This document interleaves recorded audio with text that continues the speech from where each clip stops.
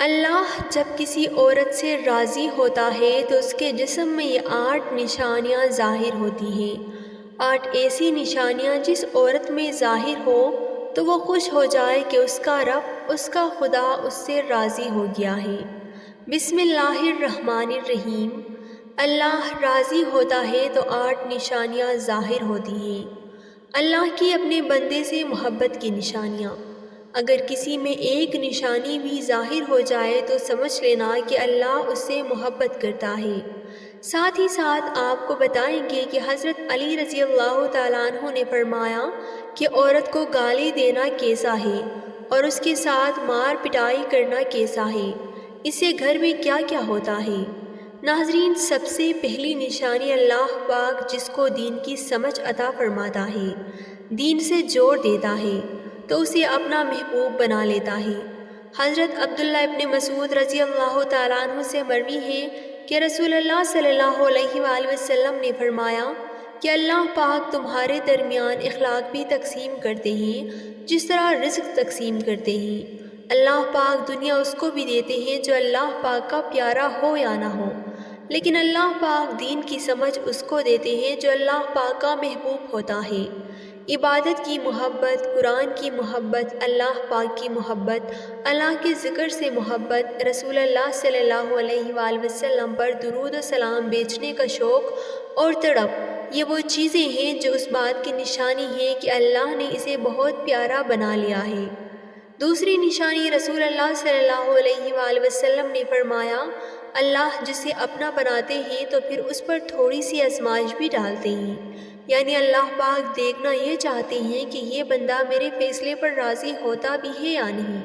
جو راضی ہو جائے اللہ پاک اسے دنیا میں بھی راضی کرتے ہیں اور آخرت میں بھی راضی کریں گے۔ جو اس وقت بوکھلاہٹ کا شکار ہو جائے کہ یہ کیا ہو گیا میرے ساتھ، میں تو نماز بھی پڑھتا ہوں، قرآن کی تلاوت بھی کرتا ہوں، پھر مجھ پر مصیبت کیوں آ گیا، میں تو دین کا کار بند ہوں، پھر مجھے کیوں فکر ہو رہی ہے، تو ایسا نہیں سوچنا چاہیے۔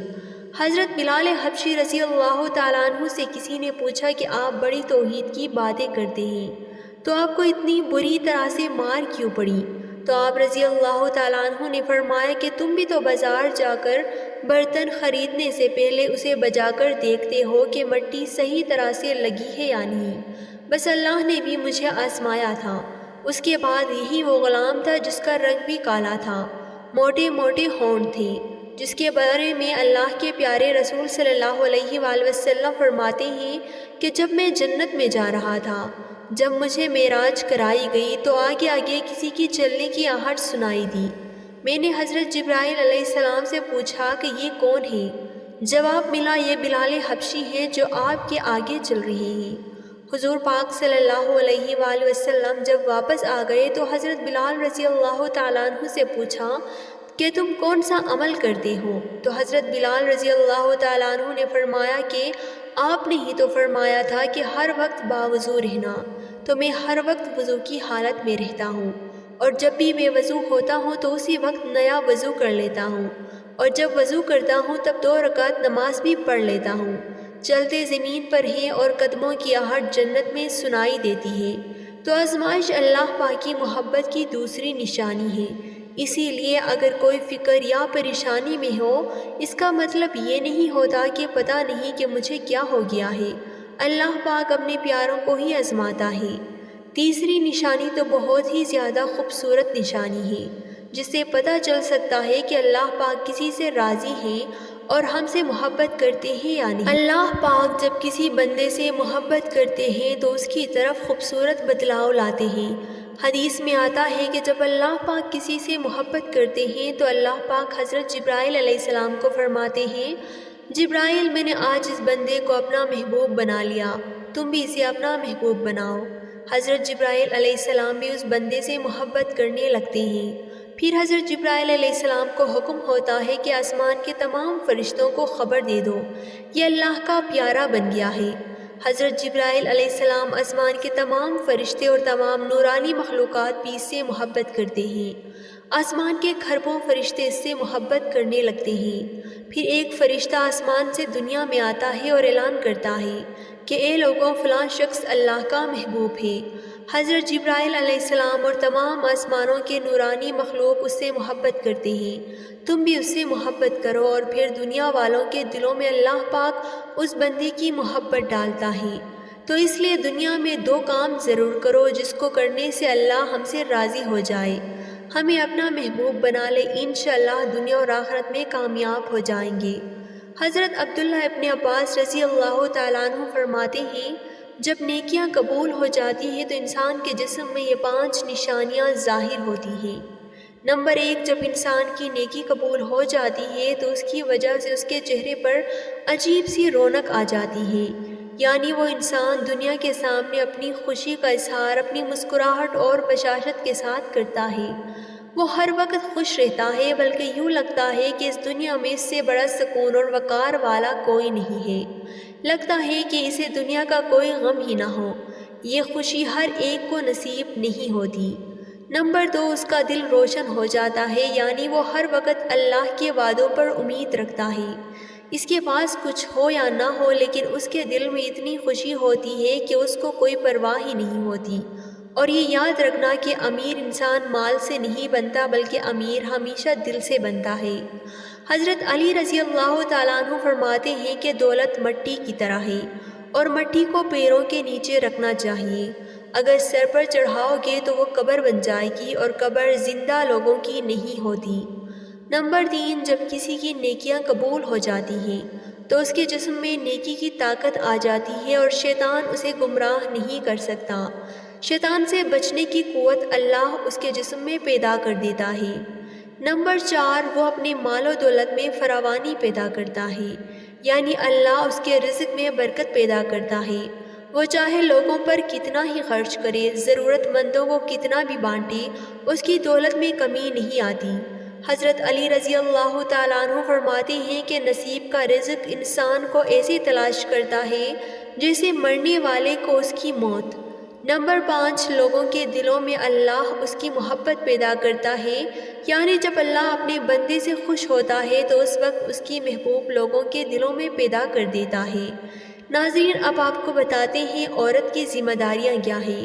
حضرت علی رضی اللہ تعالیٰ عنہ نے فرمایا، عورت کی سب سے بڑی ذمہ داری کیا ہے؟ حضرت علی رضی اللہ تعالیٰ عنہ کی خدمت میں ایک شخص آیا اور دست ادب کو جوڑ کر عرض کرنے لگا، یا علی، میری بیوی میرے گھر کا کام صحیح نہیں کرتی، نہ میرے کپڑے کی دیکھ بھال کرتی ہے، نہ گھر کی صفائی ٹھیک طرح سے کرتی ہے، تو کیا میرا ڈانٹنا غصہ کرنا صحیح ہے؟ بس یہ کہنا تھا تو حضرت علی رضی اللہ تعالیٰ عنہ نے فرمایا، اے شخص، کس نے کہا کہ تمہاری بیوی پر تمہارے گھر کا کام واجب ہے؟ یاد رکھنا، اسلام نے عورت کی عزت کو جتنا بلند کیا ہے اتنا کسی مذہب نے نہیں کیا۔ میں نے اللہ کے رسول صلی اللہ علیہ وآلہ وسلم سے سنا کہ عورت کی سب سے بڑی ذمہ داری یہ ہے کہ وہ اولاد کی اچھی پرورش کرے اور وہ اپنی اولاد کا خیال رکھے۔ لیکن اگر اپنی اولاد کی پرورش کرنے کی اجرت شوہر سے مانگنا چاہے تو وہ بھی مانگ سکتی ہے۔ اور تم گھر کے کام کی بات کر رہے ہو، خوشی سے گھر کا کام عورت کرتی ہے، گھر کو سنبھالتی ہے، تو یہ اس کی عظمت ہے، یہ اس کا بڑا پن ہے، اس کا شکریہ ادا کیا کرو، اس کا احترام کیا کرو۔ میں نے اللہ کے رسول صلی اللہ علیہ وآلہ وسلم سے سنا ہے کہ جس وقت عورت اپنے گھر کا کام کرتی ہے اس وقت اللہ اپنے فرشتوں کو زمین پر بھیجتے ہیں اور کہتے ہیں کہ جب تک یہ عورت گھر کا کام کرتی ہے اس کے لیے عبادت لکھتے رہو، اور وہ وقت جو عورت گھر کے کام میں لگاتی ہے وہ اس کی عبادت میں شامل ہو جاتا ہے۔ یہ عورت کی عظمت ہے کہ وہ تمہارے گھر کو جنت بناتی ہے، تمہارے بچوں کو عظیم انسان بناتی ہے۔ ناظرین، اسی طرح کا ایک اور واقعہ ہے کہ ایک مرتبہ حضرت علی رضی اللہ تعالیٰ عنہ راستے سے گزر رہے تھے۔ آپ نے دیکھا کہ ایک شخص اپنی عورت پر ظلم کر رہا تھا اور اس کی توہین کر رہا تھا۔ حضرت علی رضی اللہ تعالیٰ عنہ ان کے قریب گئے اور فرمانے لگے، اے شخص، یاد رکھنا کہ اللہ نے مرد کو طاقتور اس لیے بنایا ہے تاکہ وہ عورت کی حفاظت کر سکے، نہ کہ عورت پر ظلم کر سکے۔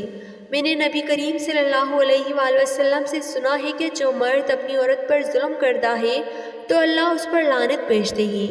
تو اس نے کہا، یا علی، یہ میرے نکاح میں ہے، میں اسے جو بات کہتا ہوں یہ میری بات نہیں مانتی۔ تو حضرت علی رضی اللہ تعالیٰ عنہ نے فرمایا کہ نکاح کا مطلب یہ نہیں کہ تم اپنے لیے غلام خریدا ہے، بلکہ نکاح کا مطلب یہ ہے کہ تم نے اپنی نسل کو بڑھانے کے لیے اس عورت سے مدد طلب کی ہے اور تمہاری اولاد کی اچھی تربیت کے لیے اس عورت کو چنا ہے۔ ایک شخص جس سے مدد لی جائے اس کو غلام نہیں سمجھتے، اور جو تمہاری اولاد کو پروان چڑھائے اسے حقیر نہیں سمجھتے، بلکہ تمہیں اس کا شکریہ ادا کرنا چاہیے۔ یاد رکھنا، عورت پر ظلم کرنے کا مطلب ہے اولاد کی بغاوت ہے۔ آنے والے وقت میں جو اولاد اس عورت کے جسم سے تمہیں نصیب ہوں گی تو اس کے وجود میں تمہارے لیے بغاوت ہی۔ اللہ تعالیٰ سے دعا ہے کہ اللہ ہمیں دین حق پر چلنے کی توفیق عطا فرمائے، ہماری اولاد کو ہمارے لیے رحمت بنائے اور ہمیں دین کی مکمل سمجھ نصیب فرمائے، آمین۔ ناظرین، کمنٹ باکس میں اللہ کے ناموں میں سے ایک نام ضرور ٹائپ کریں۔